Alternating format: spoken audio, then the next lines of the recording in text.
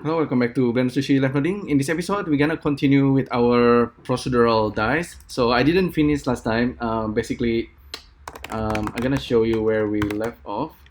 So if you search for GitHub Blender Sushi, and you can search for the dice under issue. Just search dice and then find this procedural ice cube dice, and just download the blend. Just download this one, no dice. This one is currently kind of getting there. Let me quickly switch to Blender. So this is what we're gonna be creating, and everything is gonna be procedural. So it's gonna be kind of interesting, but you can see the node is very, very simple. And so this is no dice. Just drop it here. This is what we got last time. So this, we only have like a kind of like a spheric half sphere Boolean on the top. Let's save this as dice demo. Okay, so how to modify this node setup into a proper dice? So let's see. First of all, we're gonna just use hold shift and just gonna create this cut there and replace it with a box, and just plug the vertices and polygon data. So suddenly we have this, and this is kind of interesting already because you can easily create this kind of design if you like. But we don't worry about solidify for now. Just gonna get rid of it. So what's gonna happen is that we're gonna have this this box, and also the sphere. The sphere is always going to be in the center of each polygon, right? And but for a proper dice, we need more divisions, 3 by 3 by 3, and increase the size of this radius. 2, I think 2 is pretty good, maybe a little bit more, but I think, yeah, that should be fine. So we have 9 for each side of the dice. We have number 9, but that's kind of incorrect, and we need to fix that. Okay, how do we fix that? Basically, so we have 2 objects, right? We have the alpha and we have the beta that's cutting. The beta is actually all this sphere that's being instanced on every polygon face. So really, it's very, very simple. We simply need to list item and just select what we need. So yeah, this is the default. We just select a number, and then it's gonna generate the sphere over there. So if we use like a formula node, and if you type in a number like let's pick a random number 1, or like 0, 5, 12, 22. This is gonna be the number of the index. Whenever the number is being generated, like whatever number you put in there will correspond to the index of the face of this box. If you use like viewer index and look at the face index very, very quickly, not the vertices but the face index, you can see all the index number. They are really tiny on the Mac computer, but you can kind of look at it, and then okay, you can type in the number if you like. So maybe you want it like it's very hard to see, but let's try anyway. So 15, 27, 25, 24, 11. That should be, yeah, it's generating that for you. But doing it this way is kind of okay. You can type in the number if you like that. There's a better way. I'll show you really, really quick. So here we got the box, right? I'm gonna create a duplicate. This is gonna be the intermediate object, and very interestingly, you can use the select object vertices. It should, I think this node should be called select object components, because we kind of let's say this alpha alpha underscore 0001. And if we select a bunch of face over here, so let's try and like a make a proper dice.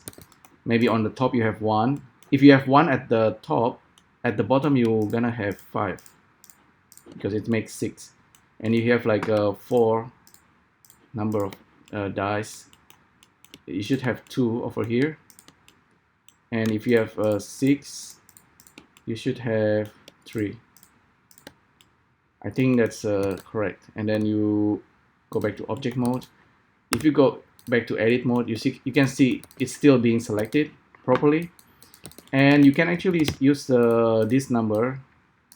See, this is correspond to the index that you're selecting, the face index that you're selecting. So by doing that, this is the intermediate object. This is really special. Maybe we need to give it a color. It's intermediate objects, and so this is the number that's gonna correspond to where we're gonna have the dice cutter. Okay, so this guy is not really, shouldn't be rendered.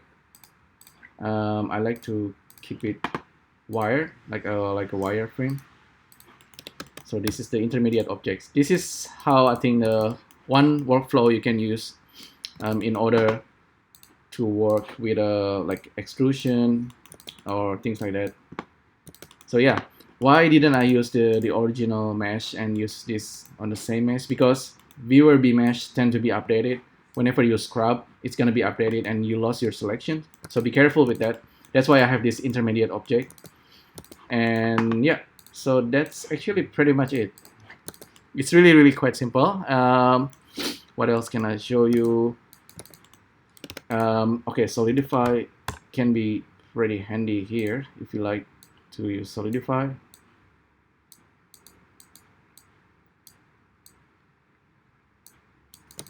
Because we can have that kind of design, like I said, a dice with a hole. You can go inside the dice. Very cool. But this dice might be not very. It's not the prettiest in terms of topology. Even if you apply the Boolean and you want to subdivide, oh, that looks pretty ugly.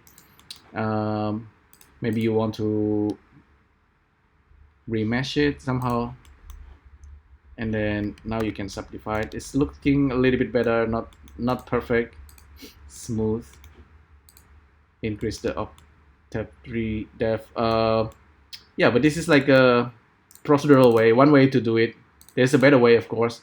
Instead of using Boolean, you want to use extrusion, and extrusion based on this as well. Like you selectively mask the face that you want to extrude, and then you kind of just extrude it so you get this rounded hole. But this is the basic idea. Okay, so that's pretty much your dice. And also the corner, the edge can be a little bit nicer with the bevel. I think that's a lot of things you can do to improve this, but this is just an idea. And you learn about a way you can create intermediate objects and then create a selection. This selection is still alive, by the way. You can make changes at any time, and then if you actually want to make like a crazy looking dice, like that, maybe I need to also adjust the hole, but basically you can randomize. This is a crazy dice, and I'm not recommending this. Randomize input, maybe random integer, random number generator, and then make it between 0 and, since we have 64, 8 by 8 by 8, what's 8 by 8 by 8? 512, okay, 512. Let's generate random number and just plug it into this guy, and we should have random hole. This can be quite interesting as well. Maybe you kind of create some kind of game based on 6-sided cube. And yeah, this is, I guess, can be interesting. So you go inside. Anyhow, we don't go that crazy. We just stay at the normal dice. I'm gonna give you this setup. So this is actually dice. All right. So there you go. Hopefully you enjoyed this one. Let me know what you think, and I'll see you next time. Thank you. Bye.